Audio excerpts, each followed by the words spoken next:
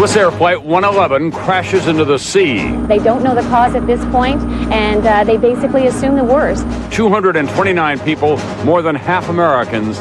No one survives. Tonight, as search teams comb the chilly depths of the Atlantic, so many questions. What went wrong? What happened in the final terrifying moments? What answers will we get from the black boxes in this mysterious tragedy? The crash of Swissair 111 from NBC News World Headquarters in New York. This is a special edition of NBC Nightly News with Tom Brokaw. Good evening. There are many more questions tonight than answers about what happened on board Swissair Flight 111. What we do know is that the pilots reported smoke in the cockpit shortly after takeoff for Geneva from New York last night. They were attempting to make an emergency landing in Halifax, Nova Scotia, when the wide-body airliner crashed into the sea, killing all 229 on board. We're covering this story from many angles tonight. NBC's Robert Hager is in Peggy's Cove, Nova Scotia. Also on the ground there, NBC's Kevin Tibbles, following the massive recovery effort, and NBC's Ann Thompson at New York's JFK Airport, where the flight began. We begin now with Robert Hager on what we know now. Robert? Tom, the wreckage is 6 miles off this rocky Nova Scotia coast, and the only real clue to what happened here is the pilot's report of smoke in the cockpit. So tonight, it's still not clear why this terrible accident occurred. As searchers continue the grim work of finding bodies and debris, using ships, fishing boats, helicopters, and planes, and as investigators arrive to begin their work too, authorities piece together what they know of last night's brief and tragic flight. 8:17 p.m. Eastern Daylight Time, Swissair Flight 111 takes off from Kennedy Airport, climbs to 33,000 feet along the North Atlantic air lanes to Europe. U.S. air traffic controllers monitoring the flight in Nashua, New Hampshire, now pass supervision of the plane to Canadian controllers in Moncton, New Brunswick. 9:14 p.m., suddenly there's a problem. The pilot reports smoke in the cockpit, asks if he should turn back, try to make Boston, or continue on to Halifax, Nova Scotia. Controllers tell the pilot it's 190 miles back to Boston, only 40 to Halifax. He goes for Halifax. But can he make it? Passengers now told by flight attendants to put on life jackets, get ready for an emergency landing. The pilot dumps fuel. Eyewitnesses pick up the account. We heard a loud explosion, or it sounded like thunder from a distance. We went outside, we seen no light or flash, or there was no fire or anything. 9:30 p.m. Eastern Time, the plane disappears from radar. It's 16 minutes from the first report of trouble. The plane is now in the water. Canadian reporter Rob Gordon. Well, it's a really horrific and eerie scene. The whole place is lit by flares dropped from helicopters and airplanes. There's dozens of fishing boats out there, several Canadian warships and Coast Guard cutters. The Swissair MD-11 was only 7 years old, so there should not be an aging aircraft issue. Another MD-11 belonging to FedEx did crash land and burn at the Newark, New Jersey airport just a year ago, but it was not the fault of the plane. The MD-11, an updated version of the once troubled DC-10, has a good record. And so does Swissair, which had been accident-free for the last 19 years, until last night. So, what could have gone wrong? Although the FBI is a part of this investigation, it does not look initially like terrorism was a factor here. Smoke in the cockpit could mean some hazardous material or luggage caught fire, or could mean some electrical problem or some other problem altogether. So that makes finding the plane's cockpit voice recorder and flight data recorder in about 100 feet of water out there crucial, because those black boxes could reveal at least what the pilots thought was wrong. Tom? Thanks very much. NBC's Bob Hager tonight in Nova Scotia. Just what did happen during those crucial final 16 minutes on board Swissair 111? NBC's Pat Dawson also is in Peggy's Cove, Nova Scotia tonight. The Swissair pilot is directed to Halifax, Nova Scotia, a visual approach to runway 06, meaning weather probably is not a factor. But officials say the pace of the descent is relatively normal. For Swissair 111, there's no indication yet of a catastrophic failure. Then suddenly, the emergency call. Shortly after, the plane is seen on radar descending through 10,000 feet. It's roughly 40 miles from Halifax and survival. Then it disappears. One pilot who monitored air traffic control tells NBC News the radio transmissions turned suddenly into urgent calls for Flight 111. Another inbound flight is asked to look over the ocean but sees nothing. The air traffic controller is heard sighing, then says, quote, "I guess that's all we can do." Once the bodies of the victims have been recovered, then we will get on with the job of trying to recover the wreckage.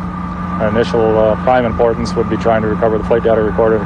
For investigators, one of the first problems will be figuring out what happened in that cockpit as the jet descended.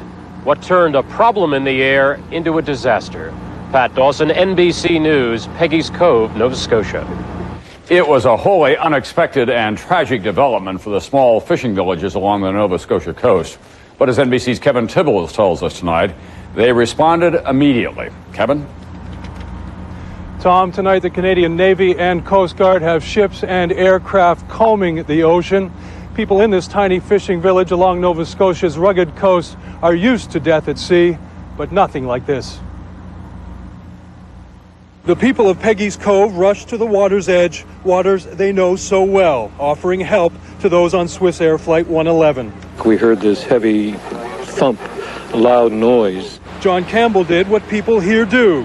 He got in his boat and sped off. Everybody worked at, trying to find the area, then trying to find survivors first, debris. But by dawn, it is clear there would be no survivors to rescue. When you saw how horrific the sight was, you just kind of knew that the odds are very bad that there's going to be anyone left alive. Jim Buckley also spent the night in his boat, combing the sea in torrential rains. Tons of jet fuel were dumped in the sea. Terrible smell of aviation fuel. It was very concentrated in one area. And then you see bodies and parts of bodies. An eerie and horrific scene, St. Margaret's Bay lit by flares and helicopter lights. So many bodies that officials will no longer give the count as to how many have been found. Divers search a 6-mile area of ocean up to 150 feet deep. On shore, workers begin the grisly job of sorting through debris, pieces of the plane, and shattered lives. Peggy's Cove is shattered too. People they're just numb, they're shocked, and they don't know what to do. Tom, tonight fishermen are still heading out to sea, offering their help, even though they know that what they find will likely change them and their tiny village forever. Tom? Thanks very much, Kevin Tibbles, tonight. Although the complete list of passengers and crew have not been released yet, family members of some of the victims have confirmed that their loved ones were on board, including one of the world's leading AIDS experts, a number of UN staff members, and a prominent Wall Street executive. NBC's Ann Thompson is covering that part of the story tonight from Kennedy Airport in New York. Ann? Tom, today here at JFK, grief counselors tried to do the impossible, console the families of the victims. Some with names you'll recognize, others you won't, all who made their own marks on this world. Guards lowered the flags at the United Nations today to honor the citizens of the world lost in the North Atlantic Ocean, including 8 of their own, on a flight United Nations workers flew so often they called it the UN Airbus. These include United Nations staff who worked for the welfare of children, the care of refugees, a cure for HIV/AIDS, and the protection of the world's intellectual property. Among the victims, acclaimed AIDS pioneer Dr. Jonathan Mann and his wife, Dr. Mary Lou Clement Mann, a renowned researcher. 2 people, very fine people. People have made major contributions in different ways to the AIDS epidemic for many, many years. And 2 lovers. In 1986, Jonathan Mann founded the World Health Organization's AIDS program. The gap between the haves and the have-nots is now becoming so large that we're beginning to see the emergence, I think, of real fragmentation in the AIDS world and a real tragedy. Wednesday, the Manns were on their way to Geneva for an AIDS conference. They leave behind 3 children. The passengers of Swissair Flight 111 came from 14 countries, the majority Americans, 137, along with 30 French and 41 Swiss, including Wall Street executive Don Latimer and his wife Nancy, en route to Italy for a vacation. Paul and Joan Hammond of Edmonds, Washington, also on a pleasure trip. 33-year-old Tom Hausman, a grain buyer who lived in New York City with his wife on a business trip. Dr. Roger Williams of Utah, known for his work in cardiovascular genetics, on his way to a medical conference with a fellow scientist. Today, families found comfort in each other's arms at a hotel near JFK, and in the words offered by grief counselor Rabbi Edgar Gluck. How hard is it for you to give them the answers? Very hard, very hard. It's the hardest thing that you can do. Also on board, 2 infants and a flight attendant from here in New York City, Patricia Wesley Eberhardt. Swissair has offered the families of the victims the opportunity to go to Nova Scotia if they want to. Tom? Thanks very much, Ann Thompson, tonight at JFK. How can other crashes help experts figure out what happened to this one, Swissair 111? We'll have that story when we come back. It has eerie similarities to ValueJet Flight 592, smoke in the cockpit, a mayday call, enough time to consider going in at an alternative airport. What investigators on the scene will be looking for tonight and in the days to come.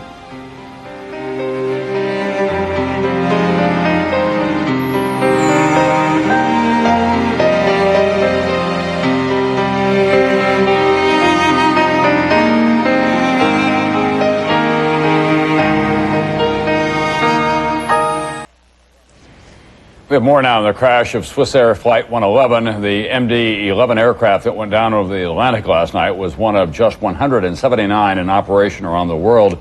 This plane was delivered to Swissair in August 1991. It flew more than 6,400 flights before yesterday, logging better than 35,000 hours in the air, no problems. This is only the second fatal accident of an MD-11. The answer to what happened in this crash now lies deep in the Atlantic, making the search for clues difficult at best. NBC's Jim Avila tonight on what we can expect in the weeks ahead. Fire and water hide the answers in a fatal crash.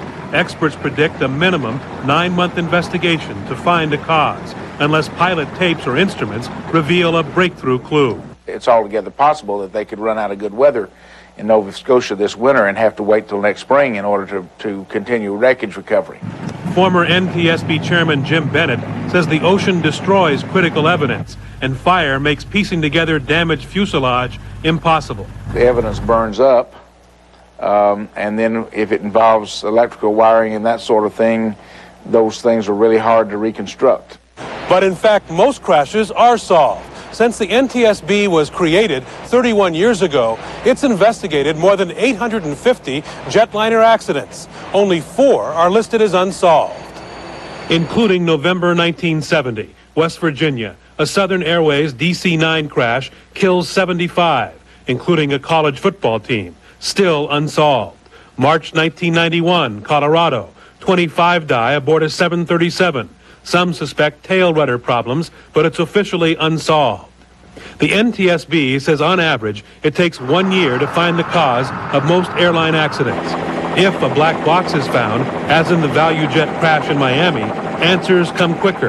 It has eerie similarities to ValueJet Flight 592, smoke in the cockpit, a mayday call, enough time to consider going in at an alternative airport.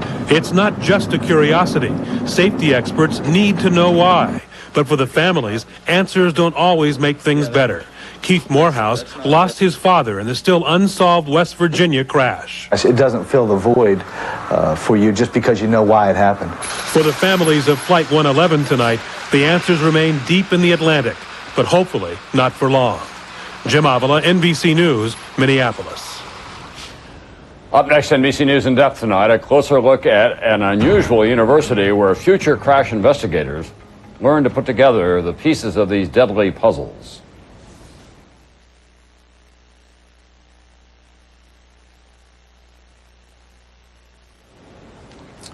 On NBC News in depth tonight, we have more on the seemingly impossible task of putting together the pieces of an airline disaster.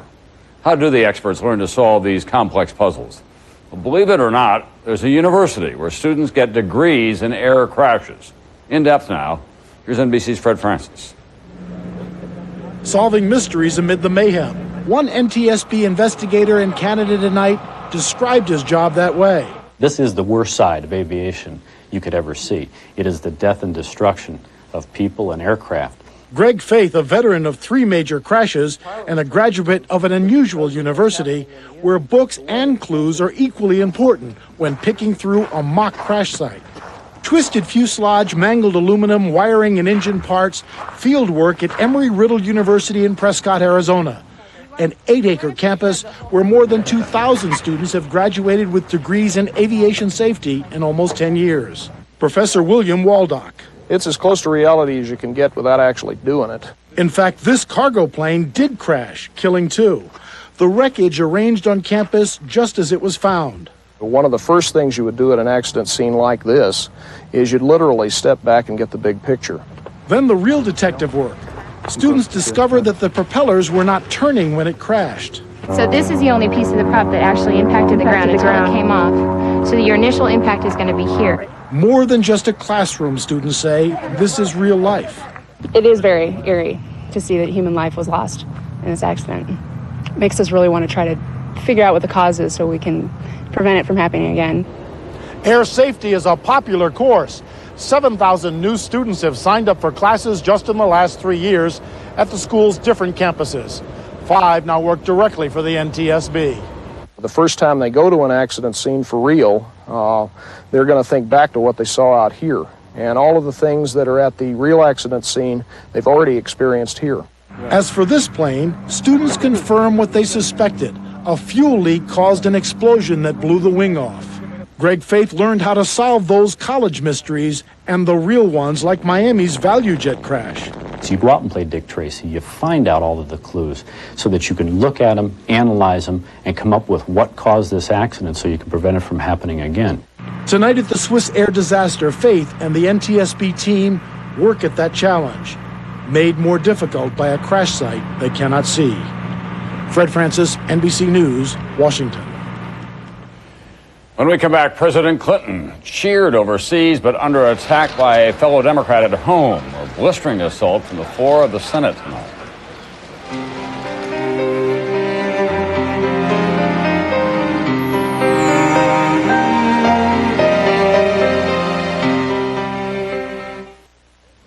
Other news tonight, not much of it good for President Clinton. Attorney General Janet Reno opened another front in her investigation of possible campaign finance violations by the Democrats in 1996. This one could lead directly to the president. At issue, whether the Clinton-Gore campaign dodged the spending limits through the use of television ads called issue advertisements, paid for by the Democratic Party. The investigation could lead to the appointment of still another independent counsel. And on the Senate floor this evening, Democratic Senator Joseph Lieberman, a friend of the president's all the way back to Clinton's days at Yale Law School, gave a very tough speech about the president's behavior with Monica Lewinsky. The president apparently had extramarital relations with an employee half his age and did so in the workplace in the vicinity of the Oval Office. Such behavior is not just inappropriate. It is immoral. Meanwhile, President Clinton was in front of a much friendlier audience tonight in Northern Ireland, getting a warm welcome in Omagh. That's the town where 28 died in last month's terror bombing by an IRA splinter group. He met with families of the victims. He called them monuments to peace. On Wall Street today, the Dow was back in zigzag mode, all of it in negative territory at the end. At the end of the day, it was off a little more than 100 points altogether. The NASDAQ also was down today, almost 21 points. I'll be right back with the latest on the Swissair crash and the recovery effort that remains underway.